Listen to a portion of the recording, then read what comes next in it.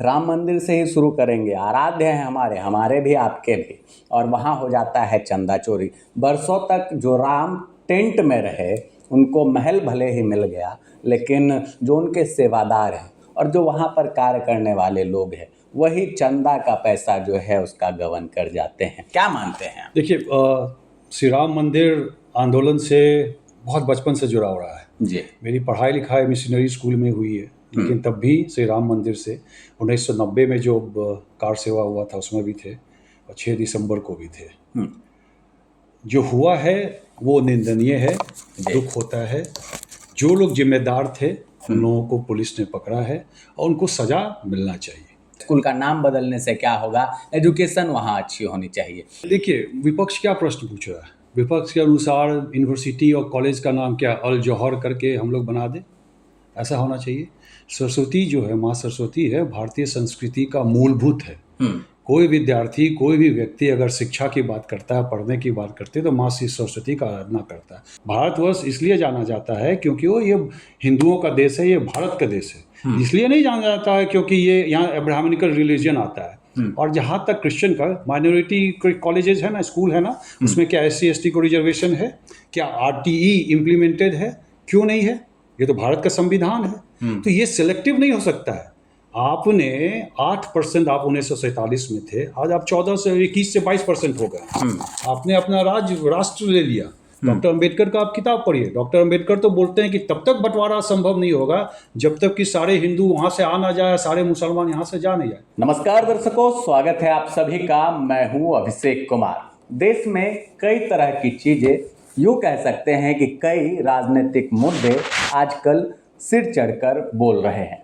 मुद्दा राम मंदिर चंदा चोरी का हो, मुद्दा सरस्वती विद्यालय का नाम बदलकर सरस्वती शिक्षा निकेतन करना हो, विद्या भारती से जुड़ी हुई ये संस्थाएं हैं, या मुद्दा कॉकरोचों के प्रदर्शन का हो। धर्मेंद्र प्रधान के इस्तीफे को छोड़कर अब प्रधानमंत्री तक के इस्तीफे मांगे जा रहे हैं। इन सब के बावजूद, चूंकि अभी हम लोग कोसी सीमांचल के इलाके में हैं, बिहार का क्षेत्र है और बिहार के मुद्दे पर भी बातचीत करने वाले हैं।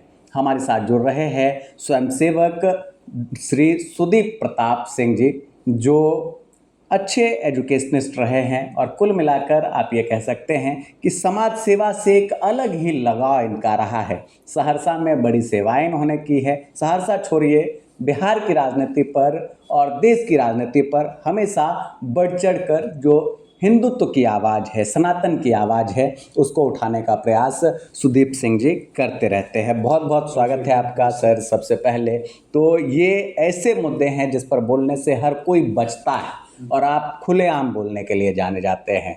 राम मंदिर से ही शुरू करेंगे। आराध्य हैं हमारे, हमारे भी आपके भी।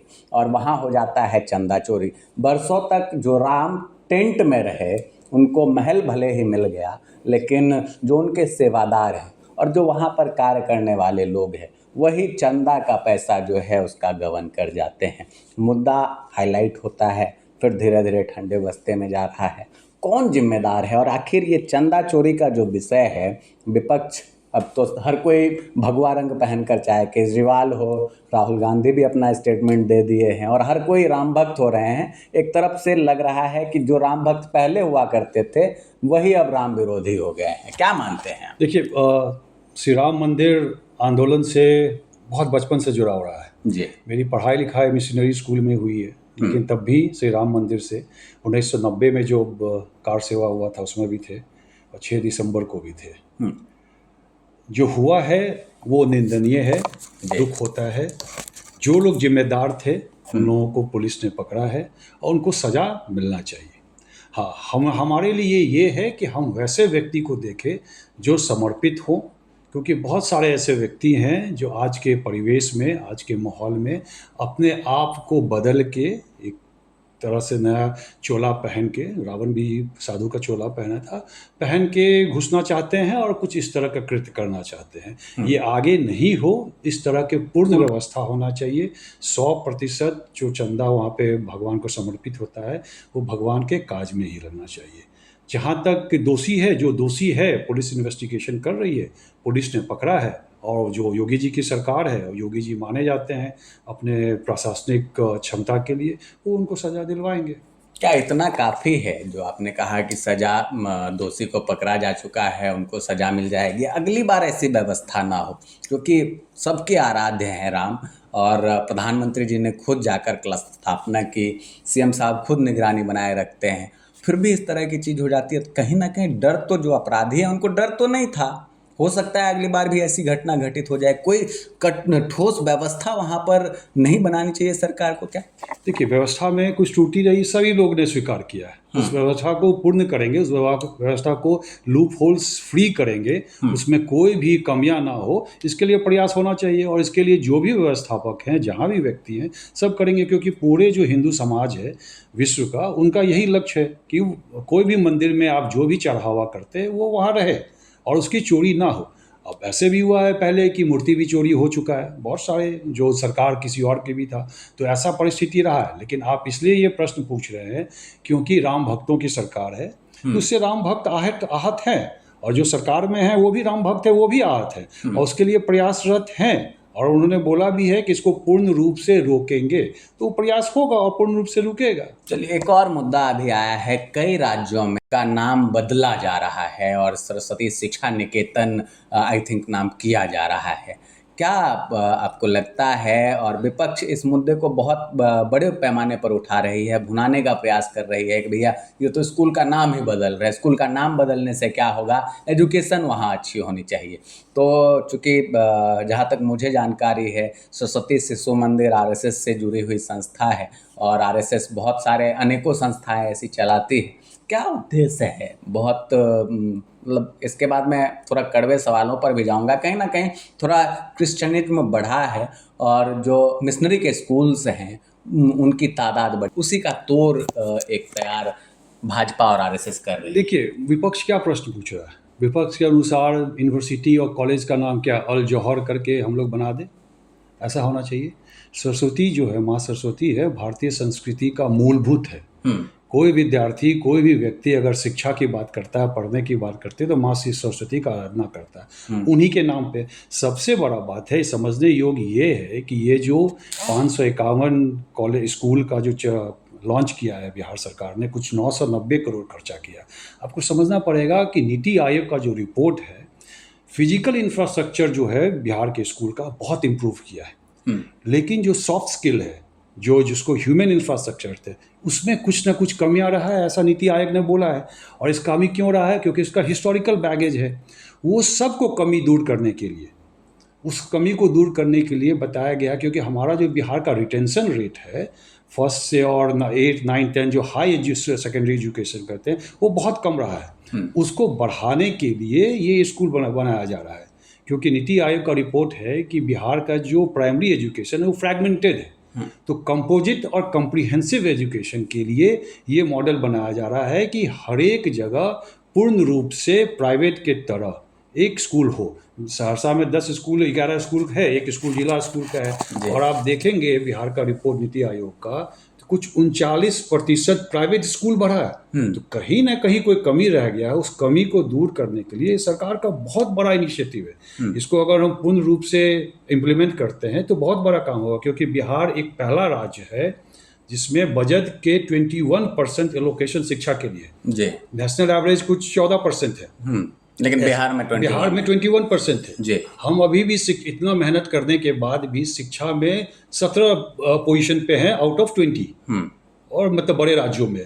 तो ये सब है। तो ये नीति आयोग का ये जो है, ये क्यूरेटिव स्टेप था जो बिहार गवर्नमेंट ने किया। ये 7 निश्चय में तीसरा पॉइंट है ये, और इसको कर लिया। हम लोग बोलते हैं ना कि सरकार काम नहीं करती है, लेकिन सरकार के पास कोई अगर फीडबैक आया और सरकार ने उस पर काम किया, इसको तो बहुत इनिशिएटिव होना। नाम सरस्वती विद्या निकेतन ही होगा ना, भारतवर्ष है ना, हम भारतीय हैं ना, हम हिंदू हैं, और इसमें कहीं कोई राय नहीं है। कोई भी और कोई बोलता है किसी का और कोई नाम है, तो वो उसके पूर्वज भी हिंदू थे, ये तो कंफर्म हो गया है। अब उनको इससे दिक्कत है। एक देखिए, हिस्ट्री में ना एक आप हिस्टोरियन जो हैं एक बोलते हैं कि हंट ग्लोरीफाई हंटर, मतलब जो शिकार हुआ है वही शिकारी को ग्लोरीफाई। आपने कहा कि हम सनातनी हैं, एक चीज खत्म करनी चाहिए।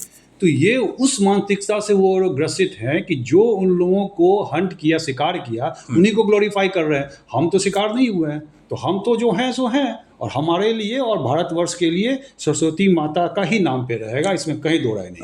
अभी आपने एक शब्द का प्रयोग किया कि हम सनातनी हैं, और सनातनी हैं तो हिंदुत्व की भावना को रखेंगे। माँ सरस्वती आराध्य हैं, पूज्य हैं, और शिक्षा पर सबसे पहला अधिकार जो है, बच्चा जब भी बुक लेता है सबसे पहले नमन जरूर करता है माता सरस्वती का आराधना करके। लेकिन इसी देश में, इसी भारतवर्ष में कई और भी धर्म हैं, जैसे आप माइनॉरिटी कह लीजिए, मुस्लिम है, सिख है, ईसाई है, और कहते हैं हिंदू मुस्लिम सिख ईसाई आपस में सब भाई भाई। कहीं ना कहीं मुझे लगता है कि जो बात आपने कही है उस भाईचारे पर एक बड़ा प्रहार है।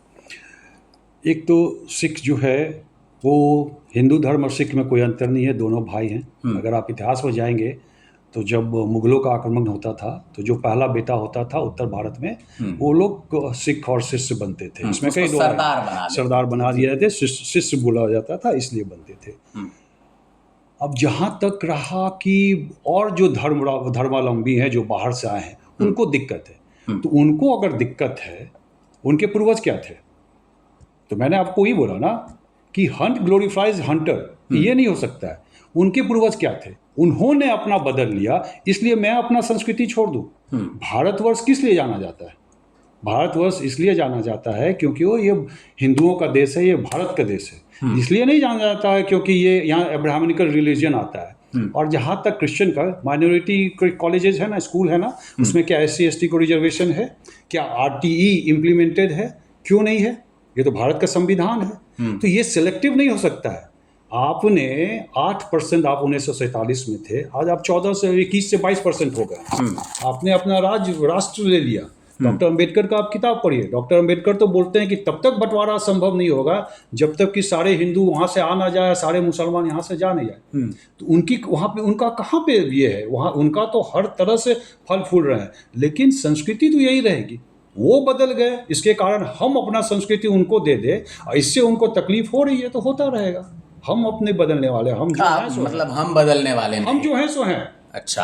और हम भारतीय हैं, हिंदू मेरा धर्म है, सनातनी हम हैं, इससे हम एकदम संतुष्ट हैं। जिसको दिक्कत है वो अपना देख ले, हमें कोई दिक्कत नहीं। चलिए अब थोड़ा चलते हैं, कुछ करंट मुद्दे आ रहे हैं। अभी देखिए, धर्मेंद्र प्रधान जी के इस्तीफे की मांग होती है।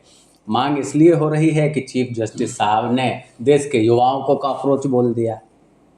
क्या लगता है आपको, एक व्यक्ति जो 20 दिन से प्रदर्शन कर रहा है उसको पुलिस जबरदस्ती जंतर मंतर से उठाती है, अस्पताल में भर्ती करा देती है, क्या ये तानाशाही है? क्योंकि आप भी अभी दिल्ली से रिटर्न आए हैं, मेरे हिसाब से मुझे लगता है कि उस प्रदर्शन को भी देखने जरूर गए होंगे। रिसर्चर आप लोग बहुत अच्छे होते हैं। देखिए, भारत के चीफ जस्टिस साहब ने जनता को कॉकरोच नहीं बोला। कुछ लोग जो कॉकरोच का काम करते हैं उनके बारे में बोला। वहाँ पे 370 लागू हो जाए कश्मीर में, इसकी बात होती। वहाँ पे ये बात होती है कि आप चिकन नेक को तोड़ दीजिए। आप आंदोलन कर रहे हैं, आप प्रदर्शन कर रहे हैं, ये आपका अधिकार है, आप करेंगे। लेकिन जब आपका आंदोलन या प्रदर्शन किसी दायरे से बाहर चला जाएगा तो प्रशासनिक कार्रवाई होगी। चलिए अब थोड़ा कोसी के आवाज़ पे आते हैं, कोसी की बात करते हैं। कोसी में कोसी रत्न अपने सांसद जी को मिला है, जदयू से दिनेश चंद्र यादव जी सांसद है यहाँ के, और कोसी रत्न सम्मान दिया गया सहरसा मानसी रेलखंड के दोहरीकरण के लिए। क्या कहेंगे आप, ये बड़ी उपलब्धि है उनकी? और क्या कोसी रत्न और कोसी के विकास पुत्र के नाम से चूँकि लोग उन्हें पुकारते हैं, सम्मान मिलना अच्छी बात है, या अभी भी कोसी रत्न अवार्ड के लिए कोई और व्यक्ति हो सकता है जो और ज़्यादा विकास करे, वो उचित रहने वाले थे? देखिए, मैंने बहुत ज़्यादा रिसर्च नहीं किया है कि उन्होंने क्या क्या काम किया है। दिनेश जी ने बहुत लंबे समय से वो सांसद रहे हैं और बहुत छोटा मोटा मेरा इंटरेक्शन रहा है। लेकिन आप कह रहे हैं कि दोहरी रेलखंड का हुआ है, एक अच्छा काम हुआ है। कहीं कहीं वीडियो भी देखते हैं, उनका बाइट भी देखते हैं कि कई सारे जो हाईवेज़ है उनका क्रेडिट ऐसा वो लेते हैं। अगर ऐसा उन्होंने किया है तो उनको मिलना चाहिए। अब कोसी पुत्र मिले, कोसी रत्न मिले, एक अवार्ड मिलना चाहिए। लेकिन अब क्या काम किया है वो, उस पर मुझे बहुत ज़्यादा रिसर्च दिख रहा है। सर, सहरसा और कोसी क्षेत्र का विकास, देखिए, सहरसा और कोसी क्षेत्र का विकास एक सांसद ही तो उत्तरदायित्व नहीं है, बहुत सारे पूरे मैकेनिज्म हैं, उसमें बहुत सारे काम निगम पार्षद से शुरू होता है, ग्राम पंचायत के मुखिया भी आ जाते और हैं, हमारे और वार्ड आपके सदस्य, जी। हमारे और आपके जैसा जनता भी उसमें उत्तरदायित्व है। अब जो फ्लाईओवर था वो बन रहा है, अब आसपास देखेंगे तो भारतमाला का कई सारे प्रोजेक्ट भी बने, हाईवे प्रोजेक्ट भी आए, तो ऐसा हम नहीं कह सकते हैं कि एकदम विकास नहीं हुआ, लेकिन हाँ ये ज़रूर है कि विकास की जो स्पीड होनी चाहिए और जो बाहर से कंपेयर करेंगे उसमें हम लोग पीछे हैं, वो तो उसमें हम लोग सब बिल्कुल। तो कुल मिलाकर आप समझ सकते हैं, स्पष्ट बात और सीधी बात जो है वो सुदीप बाबू ने बताने का प्रयास किया है कि विकास तो हुआ है, लेकिन जिस पैमाने पर, जिस आधार और जिस संरचना के साथ कोसी क्षेत्र का विकास होना चाहिए था, कहीं ना कहीं उसमें कमी खामी अभी भी बरकरार है, जिसे दुरुस्त करने की आवश्यकता है। उम्मीद है ये साक्षात्कार आप तमाम दर्शकों को पसंद आया होगा। आप सभी का बहुत बहुत धन्यवाद, और आपने भी कीमती समय दिया, आपका भी बहुत अभिषेक जी धन्यवाद। बहुत बहुत धन्यवाद, बहुत अच्छा आपने प्रश्न किया और इस प्रश्न का जवाब देके बहुत अच्छा लगा, धन्यवाद। Thank you.